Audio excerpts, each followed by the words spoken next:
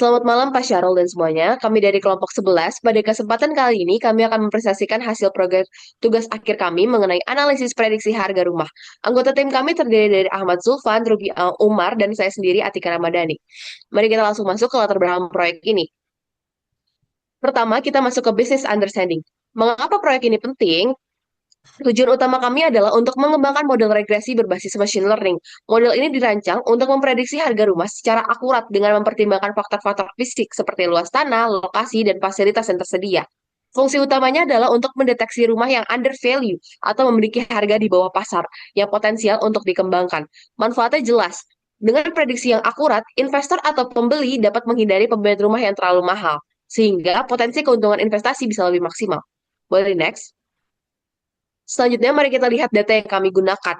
Next, kami menggunakan dataset yang berisi total 1010 baris data. Jumlah ini kami nilai cukup valid untuk melakukan analisis dan permodelan.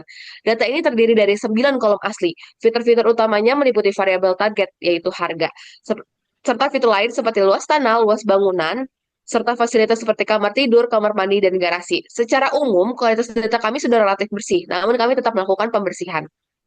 Boleh di next. Masuk ke EDA, hal pertama yang kami analisis adalah distribusi harga rumah. Bisa dilihat pada grafik histogram, distribusi harga menunjukkan kecenderungan miring ke kanan. Artinya, mayoritas rumah dalam dataset ini berada di kategori harga menengah ke bawah, dan hanya sedikit sekali yang harganya sangat tinggi. Karena model regresi bekerja lebih baik dengan data yang terdistribusi normal, kami menggunakan transformasi log normal. Hasilnya, data menjadi lebih simetris dan siap untuk mendukung performa model yang optimal. Boleh next. Terakhir, untuk bagian analisis data, kami melihat faktor-faktor utama yang mendorong harga. Berdasarkan correlation heat map yang kami buat, ada beberapa temuan menarik. Yang pertama, luas tanah di sini adalah kunci. Korelasi menunjukkan bahwa luas tanah memiliki hubungan yang paling kuat dengan harga. Ini membuktikan bahwa dalam dataset ini nilai tanah jauh lebih berharga dibandingkan luas bangunannya. Yang kedua, keberadaan garasi memberikan dampak yang cukup signifikan. Rumah dengan garasi memiliki value yang lebih tinggi dibandingkan dengan tidak memilikinya. Dan yang ketiga, kami juga menemukan bahwa pasar didominasi oleh tipe rumah dengan 3 kamar tidur, yang menjadi preferensi umum masyarakat. Boleh di next. Baik, selanjutnya di bagian persiapan data dan juga rekayasa fitur. Yang utama ada penanganan outlier. Jadi outlier yang kami temukan di data kami ini ada di outlier harga, ada di outlier luas bangunan, dan juga luas tanah. Akan tapi kami memutuskan untuk membiarkan outlier-outlier tersebut karena memang eh, nilainya masih merupakan variasi wajar dari harga. Karena memang rumah itu mahal, jadi untuk harga sekitar 10 miliar itu masih masuk akal. Terus kami melakukan penskalan fitur untuk fitur-fitur numerik seperti luas tanah dan luas bangunan itu kami lakukan standard scaler untuk menormalkan nilai-nilainya. Dan kenapa kita harus menormalkan? Karena nanti kita bakal pakai KNN dan juga SPR yang akan bekerja lebih baik apabila datanya itu terdistribusi normal. Kemudian kami melakukan seleksi fitur dengan metode filtering dan juga embedded untuk bisa lebih fokus pada fitur-fitur yang benar-benar relevan seperti luas tanah, luas bangunan, dan juga keberadaan garasi. Kemudian ada metodologi pemodelan.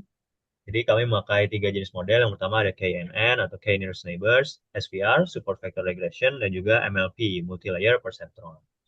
Jadi KNN ini dia melakukan prediksinya dengan mencocokkan properti target dengan data-data yang terdekat gitu. Dan sejumlah berapa yang data-data terdekat ini yaitu sejumlah K. Nanti K-nya ini bisa kita atur dan kita bisa pilih K yang paling optimal itu menggunakan elbow method. Terus ada juga SPR. Ya SPR ini mirip regresi biasa kan, tapi dia itu kayak ada band toleransinya sehingga eh, lebih banyak data yang akan termodel nantinya, yang akan eh, tertangkap dalam model SVR ini. Kemudian MLP ini adalah model yang paling canggih, dia paling berat juga komputasinya, paling lama runtime-nya, tapi dia ini belajar dapat mendalam sekali sehingga dapat menemukan hubungan-hubungan yang nggak bisa kita lihat langsung dengan melihat datanya atau dari KNN dan juga SVR. Tuh, jadi buat data seperti harga rumah yang kompleks gitu, MLP ini cocok buat digunakan. Bahkan tapi MLP ini ada kelemahan yaitu dia rentan terhadap overfitting gitu. Jadi saking dia ini eh, bagusnya dalam membuat suatu model, dia bisa rentan sekali terhadap overfitting. Oke, terakhir, kemudian ada evaluasi model. Yang kita dapatkan ternyata MLP ini yang paling bagus buat prediksi harga rumahnya. Jadi dia log RMS-nya itu kecil sekali, 0,014199. Dan kalau kita jadiin persentase error itu 1,43% dari harga asli. Sehingga dia adalah model yang paling layak untuk implementasi. Sementara KNN dan SPR itu performanya nggak kompetitif kalau kita bandingkan sama MLP. SPR itu nilai errornya 19%, kalau KNN itu 22%. Kan standarnya kalau misalnya yang bagus itu errornya di bawah 10%.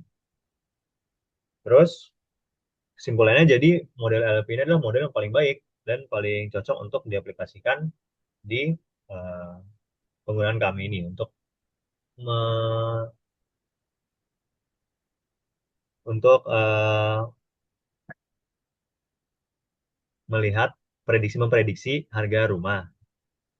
Selanjutnya ada kesimpulan. Nah, selanjutnya adalah kesimpulan, bisa di next. Pada tahap exploratory data analysis, poin pertama yang kami akan soroti adalah tentang karakteristik data ya teman-teman. Nah, bisa dilihat bahwa harga rumah itu ternyata punya distribusi yang skewed atau miring ke kanan. Nah, kenapa ini penting banget? Karena ini merupakan alasan kenapa kita harus pakai teknik log transformation. Nah, jadi langkah ini tuh langkah yang sangat krusial buat menstabilkan varians. Jadi sehingga model regresi yang kita pakai, yang kita develop itu jadi jauh lebih optimal. Nah, pada akhirnya kita berhasil membuktikan bahwa fitur fisik berupa luas dan juga jumlah ruangan itu punya korelasi yang sangat dominan terhadap harga. Bisa di next. Kemudian ada tahap feature selection. Kami mendapatkan insight menarik soal fitur ini, di mana kita menemukan bahwasanya quality itu over quantity. Nah, ternyata kita nggak perlu semua kolom data yang ada, cukup dengan 5 fitur numerik berupa luas tanah, bangunan, kamar tidur, kamar mandi, dan garasi, kita udah bisa dapetin akurasi yang tinggi. Nah, sekaligus bisa confirm kalau misalnya faktor teks seperti nama rumah itu ternyata kurang relevan alias bisa dianggap sebagai noise saja. Nah, karena harga rumah di sini itu murni ditentukan oleh spek fisik bangunan. Jadi model kita lebih efisien. Bisa di next. Nah, yang terakhir ada model performance evaluation tentang soal performance model. Jelas kalau di sini tuh MLP atau multi-layer perceptron itu lebih unggul dibanding KNN atau SVR. Kenapa demikian? Karena hubungan antar fitur harga rumah itu kompleks dan juga non-linear. Dan hanya neural network di MLP yang bisa menangkap pola serumit itu. Nah, hasilnya apa? Bisa dilihat bahwa error prediksi kita cuma 1,43%. Kalau dirupiahkan itu selisih prediksinya hanya sekitar 111 juta. Untuk range harga rumah miliaran, angka tersebut masih tergolong kecil. Lalu implikasi bisnisnya apa? Model ini itu sangat cocok dipakai investor untuk strategi flipping.